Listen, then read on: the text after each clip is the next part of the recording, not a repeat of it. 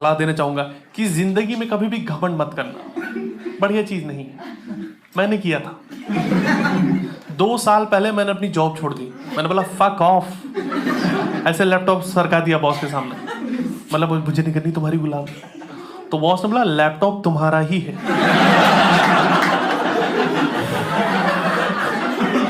तो बोला are you sure तुम जॉब छोड़ना चाहते हो? मैंने बोला हाँ। पूरे ऑफिस अप्रेजल मिल गया और मैं वहीं का वहीं। तो बोल रहे कि तुमको नहीं निकाल रहे हैं, यही तुम्हारा अप्रेजल। एक तो तुम रूड बहुत हो, तुम अपनी जूनियर से ढंग से बात नहीं करते। मैंने बोला ऐसा तो है नहीं। जूनियर्स हमेशा बोलते हैं hello Ravi sir, good morning Ravi sir. मतलब बोला रवि सर क्या होता है? We are friends, we are colleagues, हम साथ में काम करते हैं। Call me sir only. तो बॉस ने बोला भाग, फक ऑफ।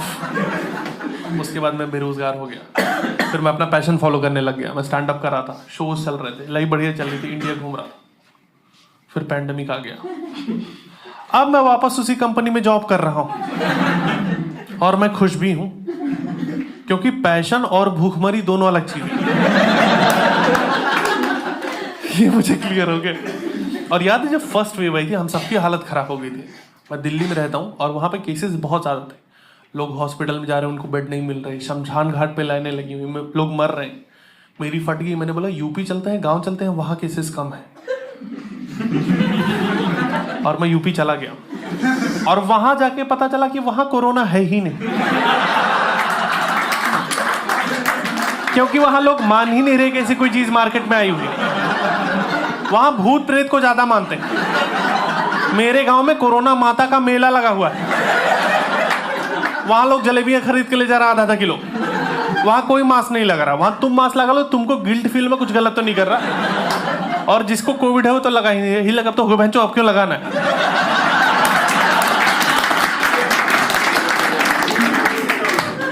मैं मास्क लगा के घूम रहा था। एक बंदा बोला ज्यादा शो ऑफ मत करो।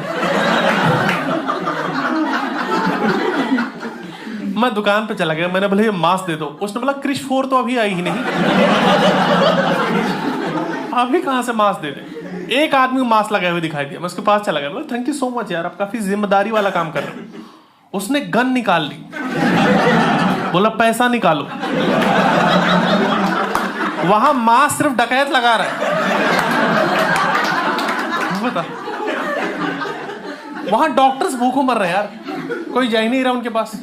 मेरे पड़ोस में एक लड़का फॉरेन पढ़ाई करने गया था, यूके डॉक्टरी की, और वहीं सेटल होने वाला था। फिर उसने स्वदेश मूवी देखी एंड लगे तो बंधन है जो कभी छूट नहीं सकता। मैं गांव जाऊंगा, वहां क्लिनिक खोलूंगा और गरीबों की सेवा करूंगा। उसने गांव में एक क्लिनिक खोल दिया, गरीबों ने चूतिया काट दिया। कोई नहीं, वो दिन भर मक्खियां मार रहा, बट उसको सेवा करनी है। तो डॉक्टर आदमी रात में तांत्रिक का काम करता है, वो लोगों का कोरोना उतार रहा है। वो नींबू पर डाल के दे रहा पैरासीटामोल कि चूसो भैंचो ठीक हो जाओ यार तुम बस। वो डोलो की भभूत बना के दे रहे लोगों को, किसको जीप पे मल लेना। वाह, वहां अलग माहौल है। मैं अपनी तरफ से एफर्ट मार रहा हूं। मैं दुकानों में जाकर 1 हैंड डिस्टेंस पे खड़ा हो जा रहा हूं। लोग पीछे से धक्का दे रहे कि काहे टाइम पास कर रहा है, जगह तो खाली है। वहां बेचारे वैक्सीन वाले अभी भी घूम रहे कि पोलियो की तो लगवा लो यार। कुछ लोग पढ़े लिखे हैं, जैसे एक अंकल मास्क लगा के घूम रहे थे, नाक पे मुंह खुला हुआ था उनका। मैंने बोला चाचा ये क्या बकचोदी? तो बोला बेटा देखो ऐसा कि 12 तक हमने साइंस पढ़ी हुई है और उसमें हमें बताया गया था कि मुंह से हम कार्बन डाइऑक्साइड निकालते हैं और जहां से ऑक्सीजन लेते हैं वो छेद तो बंद है ना, भाग जाए यहां से। मैं घर चला गया, मैं बहस नहीं करता इनसे। मैंने घर पे बोला, मम्मी को बोला कि मम्मी ऐसा कि दिल्ली से आ रहा हूँ, 10 दिन के लिए क्वारंटीन रहूँ, क्योंकि केसेस बहुत ज्यादा है वहाँ पे, थोड़ा संभाल के रहना है, हम लोग को डिस्टेंस बनाना है, खाना वाना आप ऐसे नीचे सरका के देना। मम्मी बोली ठीक है। 5 मिनट के अंदर मम्मी चाय लगे मेरी छाती पे रख दी कि पियो बेटा कुछ नहीं होता। पापा समोसा ले खड़े हुए, खाओ ना बेटा खाओ ना। मैंने बोला समोसा इतनी जल्दी कैसे बना दिया? बोले बनाए कहाँ हो? तो दुकान से लेके आ रहे। भीड़ लगी थी, धक्का मुक्की से होके आ रहे हैं। यही सब तो नहीं करना है यार। और मैं इसी बता रहा हूँ कि देखो हम लोग लाइफ में पढ़ाई लिखाई करके आगे बढ़ चुके हैं, अकेला हमको रहना अच्छा लगने लगा है, ठीक है। पर कोविड की वजह से हमको क्या करें, माँ बाप बोले कि बेटा आ जाओ। जब कुछ उखाड़ना था तब तो उखाड़ नहीं पाए, अब लॉकडाउन में क्या ही उखाड़ लोगे। तो उनकी बातों में सच्चाई लगी मुझे।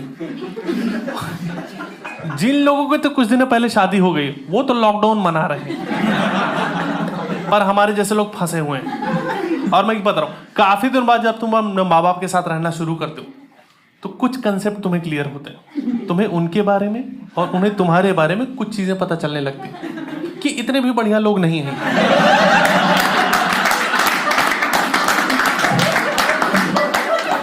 तो बता रहा हूँ, पहले मैं बहुत इज्जत करता था अपने पिताजी की।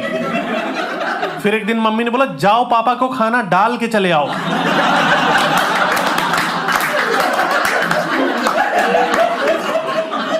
ये हालत है। बहुत इज्जत करता था मैं उनकी। वो हमेशा मुझसे बोलते थे कि मुंबई गया था मैं 5 रुपए का नोट लेके और लाखों की प्रॉपर्टी खड़ी कर दी। मैंने बोला ओहो। पीछे से मम्मी चिल्ला रही है, और जो मेरे बाप से कर्जा लिया था तुमने वो तो अभी तक नहीं मिले।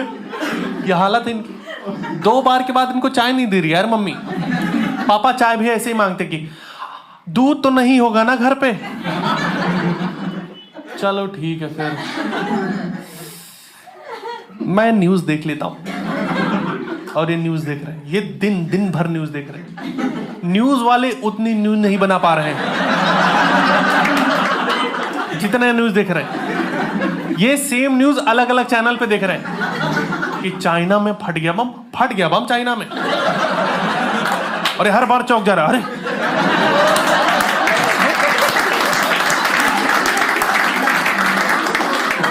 पापा इतना न्यूज देख लिया, उनको लगता है इंडिया ने कर लिया है चाइना पे कब्जा। एक दिन मुझसे बोल रहे थे हम इनको अपने देश में मोमोज क्यों बेचने दे रहे हैं।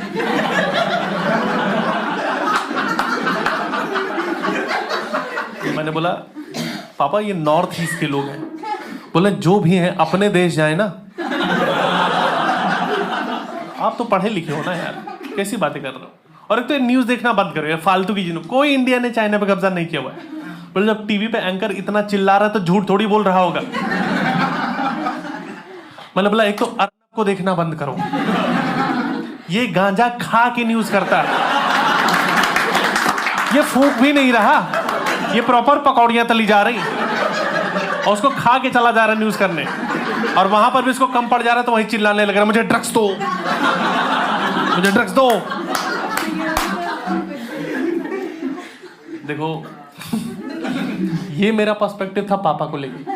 अब पापा भी मुझे देख ही रहे ना, तो उनको भी लग रहा है कि इस नल्ले को प्रॉपर्टी देने वाला था मैं, तो बेकार है यार। 12 के बाद पहाड़ा नहीं आता इसको। अभी बाएं हाथ से लिखता है, 15 साल से कब्ज है इसको। कल दही के साथ मोमोज पेल गया था मेयोनीज समझ कर। दिन भर पड़ा रहता है, नाभि में से रुई निकालता रहता है। इसमें चौंकने वाली कोई बात नहीं, सबकी नाभि से रुई निकलता है। बस मेरा स्टार्टअप का प्लान, मैं उसका तकिया बनाऊं। मैं कपास की खेती करूंगा और शार्क टैंक में चला जाऊंगा मैं कि 0% इन्वेस्टमेंट 100% इक्विटी। ये तो सीखा इतने दिनों। बट देखो ऐसी बात नहीं कि मैंने इज्जत कमाई नहीं, बस इन लोगों ने देखी नहीं। जैसे कहा मैं स्टैंड अप कॉमेडियन प्रोफेशनल, ऐसे नहीं जो भी आए, मुझे काम मिल रहा है। कल मैं गया था किटी पार्टी में परफॉर्म करने, तो 1200 रुपये उन्होंने ऐसे से करके दिया। पर ऐसा नहीं कि मैंने लाइफ में कुछ, जैसे मैं मल्टीनेशनल कंपनी के लिए भी शोज करता हूँ, कॉर्पोरेट शोज भी करता हूँ। जैसे पिछले महीने एक बहुत बड़ा शो किया था मैंने, और उन लोगों ने मेरे लिए गाड़ी भेजी थी यार, BMW। और जैसे ही गाड़ी से नीचे उतरा, उस कंपनी के सीईओ जैसे मेरे को मोटी मोटी मालाएं पहनाने लग गए। तो एक बार तो मुझे लगा कि बलि अभी भी दे रहे हैं क्या इंडिया में? ये तो बैन हो गया था यार। फिर उन्होंने मुझे अंदर ले जाके एक पैनल में बिठा दिया जहां उनकी कंपनी के लोग थे और वहां उनकी प्रेजेंटेशन चल रही थी। वो मुझे दिखा रहे कि देखिए मिस्टर रायजादा, हमने 13 ट्रिलियन का कारोबार जकार्ता में किया है, मतलब मेरा 13,000 रुपये फंसा हुआ है। फिर थोड़ी देर में मेरे बारे में मुझे प्रेजेंटेशन देने लग गए कि आपका नाम रवि गुप्ता है और आपका जन्म वाराणसी में हुआ है।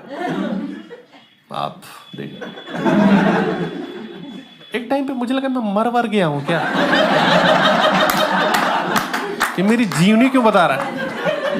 आप बड़े ही हंसमुख स्वभाव के, तभी तो स्टैंड अप कर रहा हूं यार। और वो सब चीजें देख के मेरी आंखों से ऐसे आंसू निकलने ही लग गए कि काश मम्मी पापा यहाँ होते तो उनको लगता उनका लौंडा कितनी तरक्की कर गया है। पर मम्मी पापा ने मुझे ऐसे ही देखा है कि मेरे को कुत्ता दौड़ा रहा है, मेरा पैर टट्टी पे पड़ गया है, मम्मी वहीं छत से ही चिल्ला रही, अंदर मत, चप्पल फेंक के मारूंगी। जो बाहर से नहा के आओ। बाहर से कैसे नहा के आऊं यार मैं? मम्मी को इन सब चीजों से कोई मतलब नहीं। मम्मी मेरी चलती हुई जूम कॉल पे स्क्रीन साफ करने लग जा रहे। मैं उनकी सफाई के बीच में आ गया था। इसको भी रगड़ ही देते हैं। मैंने मम्मी से बोला कि मम्मी मैं कुछ भी खा रहा हूँ ना मेरे को स्मेल आ रहा है ना टेस्ट आ रहा है, टेस्ट का पता ही नहीं चल रहा मैं कुछ भी खा रहा हूँ। तो मम्मी बोल रही है मैं पागलों की तरह किचन में काम कर रही हूँ, इन नवाबजादे को टेस्ट नहीं आ रहा है, जाके अपने बाप से बोल दो रेस्टोरेंट खोल दे तुम्हारे लिए।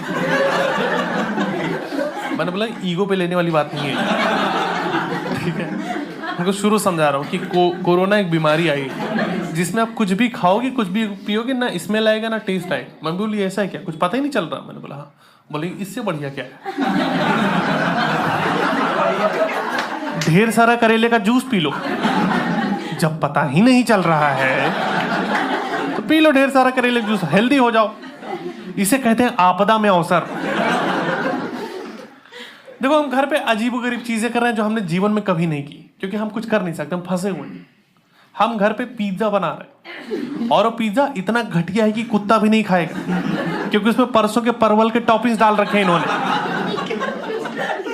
हम बस इसलिए खुश है कि बाहर से खरीदते तो 600 का पड़ता।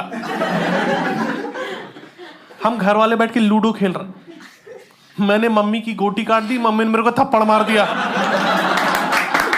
बोले बड़ों के साथ खेलने की तमीज नहीं तुम्हें। पापा बोले मिल गया प्रसाद। बाहर पुलिस वाले पीट रहे, अंदर घर वाले। कहीं चले जाओगे यार तुम? मैं घर पे 18वीं बार अपनी दीदी की शादी की कैसेट देख रहा हूं और जैसे ही विदाई आ रही मम्मी रोने लग रही, ये हमारी लड़की छोड़ के। हम कहे तुम्हारी लड़की छोड़ के नहीं गई, ये बगल बैठ के कड़ाही चाट रही है, ये अपने पति को पीट के आई, FIR कर रखा है ससुराल वालों ने, वापस नहीं लेके जा रही। देखो थोड़ी ट्रेजेडी थी मेरे घर पे। जैसे मेरी बहन की जब शादी होने वाली थी तो उसका हाथ ऐसे दिखाया गया था पंडित जी को, तो पंडित जी ने बोला कि अरे ये तो मांगलिक है, जिससे इसकी शादी होगी वो मर जाएगा। तो दीदी थोड़ी खुश हुई थी, पर मम्मी को दामाद जिंदा चाहिए था। तो मम्मी बोला इसका सोल्यूशन बताओ। उन्होंने सोल्यूशन बताया कि इसकी शादी पेड़ से करवा दोगे ना, मजा ही आ जाएगा, सब सही हो जाएगा। अब देखो मुझे एक चीज समझ में आ रहा था कि ये गलत है। मैं छोटा था बट मुझे समझ में आ रहा है ये गलत है, अंधविश्वास है, ऐसा कुछ चीज नहीं होता। तो उसकी शादी पेड़ से करवा रहे थे लोग। मेरे सामने मेरी बहन की शादी पेड़ से करवा रहे, वो पेड़ के साथ फेरे ले रही है और मैं कुछ नहीं कर पाया। अगले दिन आंधिया ही पेड़ ही उखड़ गया।